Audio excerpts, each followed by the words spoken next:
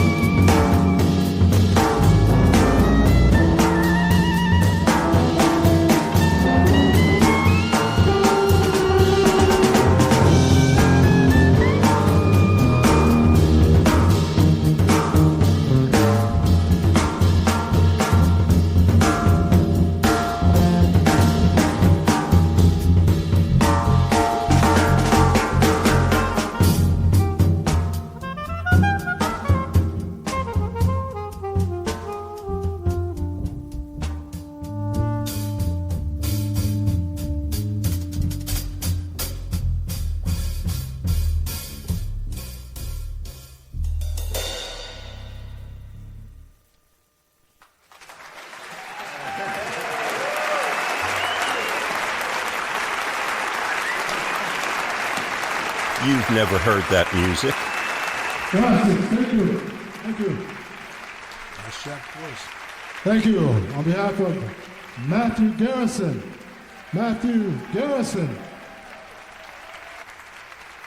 Robbie Coltrane,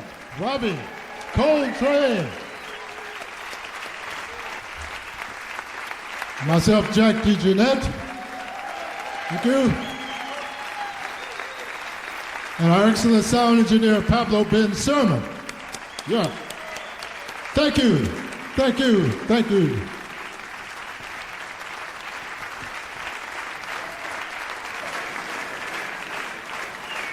They're loving Jack DeJohnette in Chiasso, Switzerland.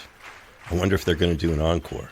What do you think, Will Calhoun? Are you going to hear something? My answer is yes. Yeah, well, we'll find out I soon certainly enough. would have been clapping for it. Oh, yes. Oh, yes.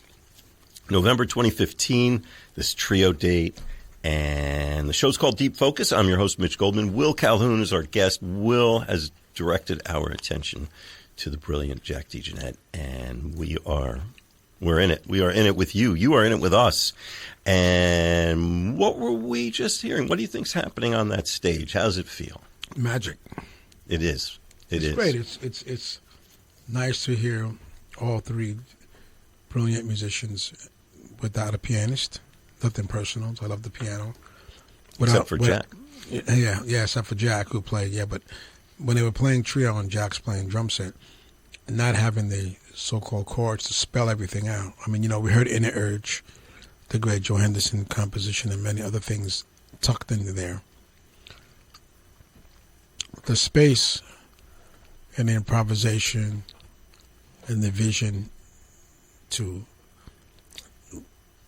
dive into the sounds and the vibrations of that music in that way is fantastic. It's a artist-driven concept, and it's very pleasing to hear all three. I work with all three of those guys individually, ironically, but it's nice to hear them together. Yeah, and you're hearing each of them in full. Yes, the spacing, the solos, all three personalities individually, and then you hear them collectively when they start playing together. So it's a great concept. And you said off mic that at one point when Ravi was really bringing it and doing some things. Really, all of them are doing, there's elements of things that you don't ordinarily hear them do. It's great to hear Ravi in this context. Yeah, I agree. And Ravi's a colleague of mine and a friend, and he always sounds amazing. I just like hearing him really digging it's like, and being a little bit more edgy. Yeah. Being a bit edgy on these tracks, which is. We're getting the furniture out of the room. Let's all the spread out here. And the carpets and the light bulbs. Yeah. Very true. And Jack, he's just so conversational. He's got this way about him beyond timekeeping or anything. It's almost really like thoughts expressed through the drums. It's a remarkable thing. You, in my opinion, stated it quite clearly, conversation.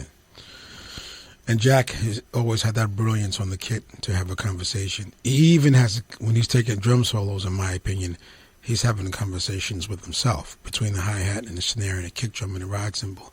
They're not necessarily playing in time or playing a cohesive rhythmic pattern. Yes, there's polyrhythms and things going on, but Jack, the conversation to me between his limbs, between the instruments, are really unique. It's almost like even at moments different languages are being spoken. It's not all English. It's a little Spanish, a little French, a little German, a little Swahili, and a little patois. All these kind of things are happening in there, and they're communicating with each other. And that's one of the many things that makes his drumming legendary and very unique. Does he have a story? Is he telling his personal story? Completely. Meeting Jack and being able to hang out with him for a while, to hear him talk about growing up in Chicago and being African American or black, whatever you want to call it, in Chicago at those times, and the music scene that was happening. And part of the discussion about jazz that infuriates me the most in many conversations is they leave out what was happening in this country in the times with the music. They seem to want to only talk about the music, whether that's personal or whether that's something that they're doing to avoid the concept. But I like to think about things in a whole, what's happening in America. And when a lot of this incredible music was being composed and written and performed, people were being hung from trees. People weren't allowed to get on buses and drink from water fountains and get on buses and trains, etc., stay in hotels. This happened for a very long time. So I look at jazz as an incredible art form under duress. And still you had these really classic men and women who looked gorgeous and wore stunning clothes and created timeless music that we love and cherish for the rest of our lives, that our children and their grandchildren will. I'm certain of that. So Jack's approach to, in my conversations with him about being a doo-wop singer, being I'm in Chicago what, and love. Well, I mean, he told me he was in a doo-wop group. Wow. And I was just, I was sitting there going, really? That was the time. And he was singing things, in the studio with me, things that he used to sing. And he's got a great voice, and I know there's some songs on the New Directions projects, Inflation Blues, and a few other tunes where he's actually singing. But if you listen to Jack's playing, you hear Motown, and you hear the avant-garde, and you hear Chicago blues, and you hear these shuffles, And in his own way. Yeah, he was involved with the AACM folks earlier, I think, too. Yes. So, he encompasses many different things in that way, but it's Motown is one of the most, I feel, in many ways, it's celebrated, but it also misunderstood, may be the wrong term, misrepresented in a way. There were so many other things going on. Lots of composers and conductors from the jazz arena were in those recording sessions. I had a professor when I was attending the Berklee College of Music who talked about why he didn't like R&B. I was his nemesis student. And I brought in Tears of a Clown. Mm-hmm. He talked about R&B not having this intelligence of classical music. And I brought in Tears of a Clown, and he backed off of that, which was shocking. I thought he was going to tell me it was garbage. But I brought in the arrangements and the oboes and the flutes and piccolo flutes and so on. It's a pop tune that everyone loved. And he was much older than me, so he heard that on the radio when he was a kid. He didn't think about it qualifying. And later in his life when I reintroduced him to it. So not to mention Smokey Robinson's dead perfect poetry. You can't touch Smokey no. ever on any song, that's for sure. But when I was a youth and I heard that song, I have to admit, as much as my parents and my relatives were Smokey fans, that's the first time I heard that kind of orchestration on an R&B song. I'm sure there were other songs. I'm not knocking it. I'm just saying my Tears of a Clown drew me in on the orchestration of that song. I was like, whoa, it's a lot going on here. Yeah. And those are some of the things that Jack talked about with me about his approach to, the kid. And what made his conversations with me, in my opinion, the most interesting was his knowledge and interest in electronic music and frequencies and vibrations and effects and the reverbs and delays. Yet we talked about the origin of those pedals came from us playing those sounds academically. You think about space and throwing a rock into a pond and then watching the ripples of the pool, or these kind of. I remember my first lesson with this Indian master. He took me out to a brook, and we stood there, and I'm like, okay, man, this is like, when are we going to go back to the studio, man? This is great. What are we doing here? We're going to pull some flowers, and he said, listen, this is the original loop. Right. Yeah. The water hitting the rocks and all of that. And immediately I was in a new world. And Jack put me sonically in that new world, and he made me think about the new world often, even with recording Living Color songs, about textures and how patterns work and placement and time. And he also leaned on me. He said, man, you're doing something very unique. Don't underestimate yourself. You're bringing another language into rock and roll. And you're bringing another language into jazz. Even if I don't approve of some of the things you're doing, or I don't agree with them, it's not important. So you have to recognize your own accomplishments and your own individuality. But also, he loved the attempts of pushing the envelope. Like, he loved that. And so do I. That's one of the things that we got along to as well. I love, playing metal and putting in a Papa Joe lick. Yeah. You know, and a Philly Joe Jones lick. And he would laugh sometimes, and he would call me after A Living Color. The first two records would come out, and he would laugh. Yeah, man, I hear that. I heard that Philly Joe thing, and I was like, damn, that didn't get past Jack. Yeah, man, I heard that thing, man. That was cool how you put that in there. You know, and he really liked my concepts on moving forward with the tradition, with having respect for the elders. It was a very important piece, as did Roy. Roy sat me down personally and talked to me about it. But Jack was the hybrid drummer for me. He was that old school guy who could play all the old school stuff, but he can also play the future. Yeah, he kind of invented the future. Yeah, he can put together unique ensembles and songs and structure. And it didn't just go with the sound. If you look at Jack's, for those drummers out there, I mean, his drum setup was completely bananas. How so? Tell us. Well, his bass drum was a little off to the right. His two rack toms were behind the rear end of the hi-hat. Yeah, and they were had him over the second kick drum. Yeah, and they were on an angle. I played Jack's kits many times, and I couldn't figure out. I used to joke with him and say, "This is a paraplegic drum kit." That was my joke for him. Where the ride cymbals are, Jack plays it. It sounds like a gorgeous symphony. But it's very interesting how he made his instrument available to him as a drummer. I'm going to just say, walking up behind the kit and looking at how it made me rethink about maybe you should put some things over there. Right. Or some things over here, and why can't it be sideways? You know, totally.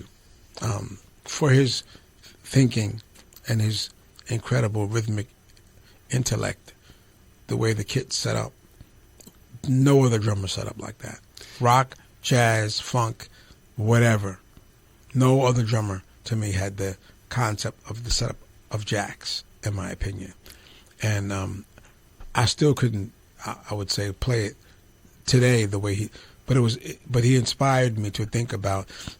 I looked at Jack's. I never talked to him about it. I just played it. But in sitting in on his kit, I realized that it's the shapes come from the angles of how the drums are set up. The shapes in the sound, the shapes in the patterns, how to play a triangle, how to play a hexagon in the music, how to play a square in the music, how to play just a cylinder in the music. And I didn't understand it from the audience point of view. When I finally had a chance to sit next to Jack or sit behind him, it was completely another universe of information for me to think about how I wanted to get to my sounds. And I don't know where that came from with him. I don't know if he just did, it was unorthodox for us drummers in terms of how the setup was laid out, but as we all know, he made it sound like a symphony. Yeah, a gorgeous symphony. I don't have the sense that he came up playing drums and obsessing over every drummer and then studying academically. As great as his chops were, it doesn't feel like that was his doorway in. It wasn't. And some people have come to me saying, he's a piano player first. Everyone's entitled to their opinions. But I always believe in the art and the definition of the art. And if you were a painter and then you designed airplanes and you created something amazing, then fantastic. Jack brought something really unique to music, to the drum set, to rhythm, to drum setups. And I want to respect and taking the information as it was presented, and not so much that he was trying to do what he was going to do. Because Jack played pretty hard.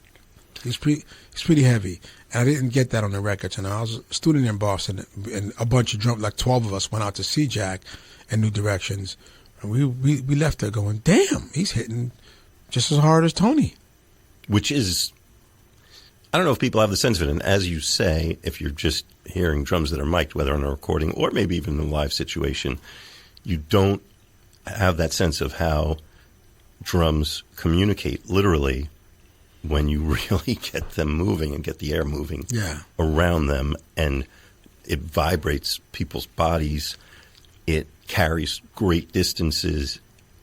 There's a whole other aspect of it. And you can talk about that a lot better than I can, about drummers who do and do not engage with the instrument that way. Yeah, a journeyman. Jack's a journeyman. He's a creator. He's an innovator. And yes, he's having conversations with the music. He's having conversations with the pianist and the bass player and his horn players. But he's also having a conversation, a really brilliant, quite brilliant one within himself. And I think that was and Jack didn't do the academic, solid hi-hat time. His thing wasn't like a solid vibe. Like many times I've watched Jack, and I don't know what his hi-hat is doing. I don't get it. It's playing, and then it stops, and then it plays. Roy Haynes as well. It stops, and it's not straight time. Tony, genius, played straight time, and it was incredible. And it's not like I'm comparing the two, but yes, Jack's formula for communicating rhythmically in music was a bit different. There were inconsistencies in the patterns that made the patterns consistent. Now, as true as that is, in something like we've been listening to this trio recording, which sounds pretty unstructured to me, a lot of it, and that might be an illusion I'm falling into, but when he is playing that way, is there a downbeat? There one? Completely. And he's not necessarily playing it. He's not necessarily playing it, but it is there. The compositions are one of the things about new directions, in my opinion. Even when he did covered songs like India, John Coltrane's India, and other things, Jack redefined the language rhythmically in those songs. He's big on those. I'm Coltrane not taking covers. anything away from the genius of John Coltrane. Not a thing at all. I don't want this to sound that way, but I love his interpretation and his kind of rhythmic knowledge and injection into those tunes, because they were structured differently. And if drummers listen to those tunes with Alvin or with Rashid Ali, whatever, versus with Jack, it's a different language than the other rhythmic conversations that he was having.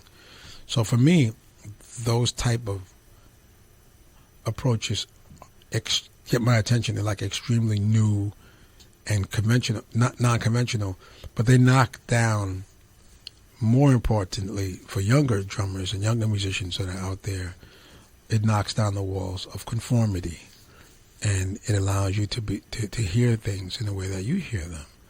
And maybe you should play it the way you hear it. Maybe you don't even hear the song with a hi-hat or snare drum at all, and you should play it that way to see what you get out of the song. That's the beauty of jazz, is being able to have your own interpretation of each composition. But his approach to those tunes were just they're very unique. In Jack, he had a little bass drum, some 16-inch bass drum, but he almost played it like a rock guy. I was thinking about that, because the double kick that's a rock thing. You don't normally think. But was he the first guy in the jazz world doing that? I don't know. There are others, but of course, Billy Cobham did it in a very hard, and in my opinion, a complete game-changing way, which led to a lot of metal and rock guys. Louis Bellson gets a little bit of credit of doing it in that way. Jack influenced me, which I use two bass drums also, and mine are tuned differently. And Jack was the person that I saw that had two different pitches. So it allowed him to expand his conversation between his hands.